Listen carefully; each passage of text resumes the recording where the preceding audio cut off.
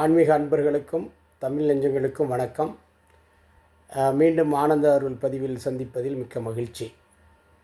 கடந்த பதிவில் குழந்தை பேரு, மக்கள் செல்வம், அது தொடர்பான செய்திகளை பார்த்தோம். இந்த பதிவு மிகவும் முக்கியமானது. அதாவது அந்த குழந்தை பேருக்கு முன்பு திருமணம் என்பது முக்கியம்.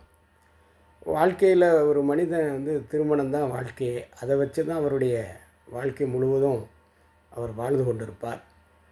அந்த வாழ்க்கைக்கு திருமணம் மூலமாக தான் ஒரு மனிதன் தன்னுடைய சந்ததியை வளர்த்து இந்த உலகத்திற்கு பல்வேறு சமூக காரியங்கள் எல்லாம் செய்வதற்கு திருமணம் முக்கியமாக இருக்கிறது. ஆனால் இன்றைக்கி இருக்க சூழ்நிலையில் சில நேரங்களில் திருமணம் சில பேருக்கு பல்வேறு காரணங்களில் தடைபட்டு போகிறது. அல்லது சரியான வயதில் பருவத்தில் திருமணம் நடக்க முடியாமல் போகிறது. அது பல காரணங்கள். ஒன்று, இந்த மாதிரியான ஜாதக ரீதியான சில தடைகள், கிரக தோஷங்கள்,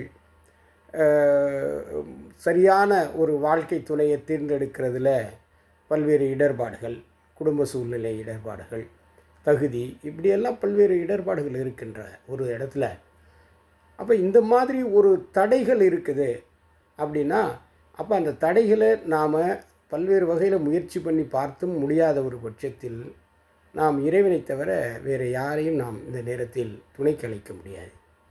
அந்த அடிப்படையில் திருமண தடைகளிலிருந்து திருமணமாகுவது தாமதமாக இருப்பதை தவிர்ப்பதற்கு நாம் எந்த தலத்தை வணங்க வேண்டும் என்றால் 2 முக்கியமான தலங்களை நம்முடைய திருமுறைகள் தெரிவிக்கின்றன. அதுதான் முதல் தலமாக இருக்கக்கூடிய திருமணஞ்சேரி என்ற ஒரு தலம். அந்த தலம் எங்கே இருக்கிறது என்று சொன்னால், கும்பகோணத்திலிருந்து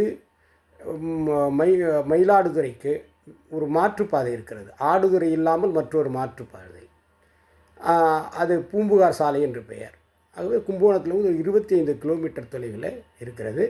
ரோட்டினுடைய வலது பக்கத்தில் அந்த திருமணஞ்சேரி இருக்கிறது. ஸோ அந்த தலத்தை போய் நாம் வணங்கணும். அங்கே இருக்கக்கூடிய உத்வேகநாதர் கோகிலாம்பிகை வணங்கணும். அந்த தலத்து அந்த சிவனுக்கு பேர் கல்யாண சுந்தரேஸ்வரன் பேர். அதற்கு என்ன ஆதாரங்கள் இருக்குன்னா, புராதான ஆதாரம் இருக்குது. சிவபெருமானை பூமியிலே அம்மை உமையவள் திருமணம் செய்து கொள்ள வேண்டும் என்பதற்காக வரம் பெற்று, பிறகு ஒரு சூழ்நிலையின் காரணமாக பூமியிலே பசுவாக இங்கே திருமகளோடெல்லாம் சேர்ந்து பசுவாக இருந்திருப்பார்.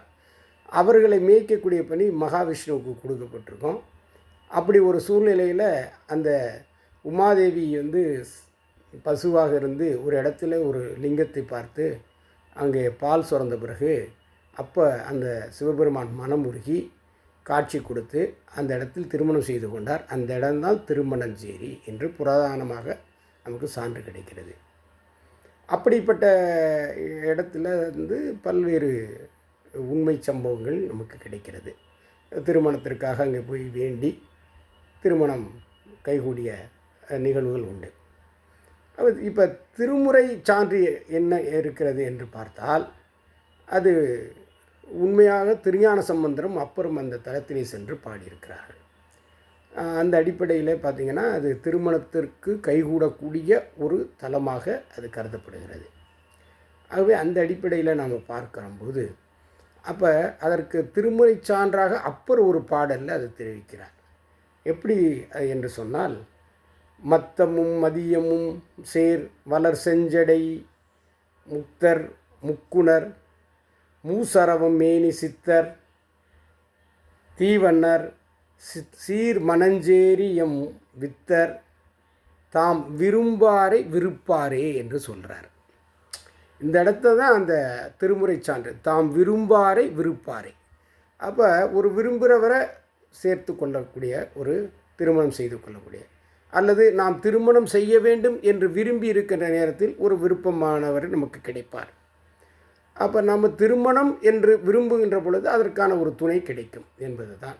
இது அப்பருடைய அந்த திருமுறை சான்று அடிப்படையில் அந்த தளத்திலே போய் நாம் வணங்குகிறோம் என்றால் திருமணம் கைகூடும் என்பதில் எந்த விதமான ஐயப்பாடும் இல்லை. அப்படி திருமணம் தடை, திருமணம் நாள் படுகிறது, தாமதமடைகிறது, பல்வேறு சூழ்நிலைகள் இருக்கிறது என்றால் தயவு செய்து அந்த திருமணஞ்சேரி தலத்திலே வழங்குங்கள். அதற்கு வழிபாடுகளும் இருக்கிறது. அந்த தலத்தில் தெய்வ திருமண முறை என்று ஒன்று வைத்திருக்கிறார்கள். ஸோ அங்கே சென்று அந்த முறையை நாம் மேற்கொள்ளலாம். அதற்கப்புறம் அங்கே அர்ச்சனை, பூஜை, புனஸ்காரங்கள் செய்து மாலை தருவார்கள். அந்த மாலையை வாங்கி கொண்டு வந்து நான் வீட்டில் வைத்து நிச்சயமாக 3 மாதங்களில் ஒரு திருமணம் நடப்பதற்கு ஒரு வாய்ப்பு நிச்சயம் ஏற்படும். அப்படி திருமணம்லாம் முடிந்த பிறகு நன்றிக்கடனாக சென்று அந்த தளத்திலே நாம் இந்த மாலையை திருப்பி ஒப்படைக்கக்கூடிய ஒரு ஏற்பாடுகளாம் அந்த தளத்திலே ஏற்பாடு செய்யப்பட்டுள்ளது. ஆகவே இந்த ஒரு முக்கியமான ஒரு தலம் அந்த திருமணஞ்சேரி. திருமணம் யாராருக்கெல்லாம் தடைபட்டிருக்கு, கைகூடாமல் இருக்கின்றதோ, தயவு செய்து அந்த திருமணஞ்சேரியில் இருக்க உத்வீகநாதரையும் கோகிலாம்பிகை வணங்கி திருமண தடையை நீக்கி திருமணம் பெறுவதற்கு எல்லா வாய்ப்புகளும், உண்மை சம்பவமும், திருமுறை சான்றுகளும், அதே நேரத்தில் புராதன சான்றுகளும் உள்ளன என்பதை இந்த நேரத்திலே நான் தெரிவித்துக்கொள்ள கடமைப்பட்டிருக்கேன். இதை பார்க்கின்ற நம்முடைய அன்பர்கள், நம்முடைய தமிழ் நெஞ்சங்கள் தயவுசெய்து இந்த தகவலை திருமணம் கைகூடாமல் இருக்கிறவர்கள் தெரிவித்து அங்கே சென்று வணங்கி வர சொல்லுங்கள். நிச்சயமாக திருமணம் நடக்கும். அதே போல் இன்னும் ஒரு முக்கியமான ஒரு கோவில் எது என்றால், நன்னிலத்திற்கு அருகாமையில் திருமருகல் என்ற ஒரு கோவில் இருக்கிறது. அது நாகப்பட்டினம் மாவட்டத்தில் இருக்கிறது. நன்னிலத்துக்கு அருகாமையில் இருக்கிறது. அந்த திருமருகல் கோயில்களையும் நாம் வணங்கினோம் என்று சொன்னால் திருமணம் நிச்சயமாக கைகூடும். அதற்கு பிரதான சான்று என்னவென்று சொன்னால், ஒரு பெண் தன்னுடைய உறவினரோடு திருமணம் செய்வதற்காக வந்திருக்கின்ற இடத்திலே அந்த திருமருகலில் இருக்க ரத்னகிரீஸ்வரர் இடத்திலே அங்கே தங்கியிருக்கும்போது ஒரு அரவம் தீண்டி அந்த மணமகன் இறந்து போய்விடுகிறான். அப்போ அந்த மணமகள் அழுது புலம்பி கொண்டு இருக்கும் என்று அப்பொழுது அங்கே திருஞான சம்பந்தர் என்னவென்று வினாவும்போது இந்த செய்தியை கேள்விப்பட்டு உடனடியாக அந்த இறந்து போன மணமகனை கோவில் வாசலில் கொண்டு வைக்க வச்சு திருஞான சம்பந்தர் ஒரு பதிகம் 11 பாடல் ஒரு பதிகம் பாடி அதன் அடிப்படையில் அவன் எழுந்து துயில் உன்றவன் போல் எழுந்து திருஞான சம்பந்தரை இருவருக்கும் திருமணம் செய்து வைத்த வரலாறு திருமுறை சான்றாக இருக்கிறது. அப்பொழுது திருஞான சம்பந்தர் ஒரு அழகான ஒரு தேவார பாடலை பாடுகிறார். சடையும் எனுமால், சரணம் எனுமால், விடையும் எனுமால், வெறுவா எனுமால், மடையார் குவளை மலரும் மருகள் உடையாய் தகுமோ இவள் உள்மெலிவே என்று பாடுகிறார். அப்போ அந்த பெண், அந்த மணமகன் இறந்து போயிட்டு அவள் அழுது புலம்பி கொண்டு உடல் மெலிவாகி போயிருக்கிறது, உனக்கு தகுமா என்று அந்த இறைவனை பார்த்து கேட்கிறார்.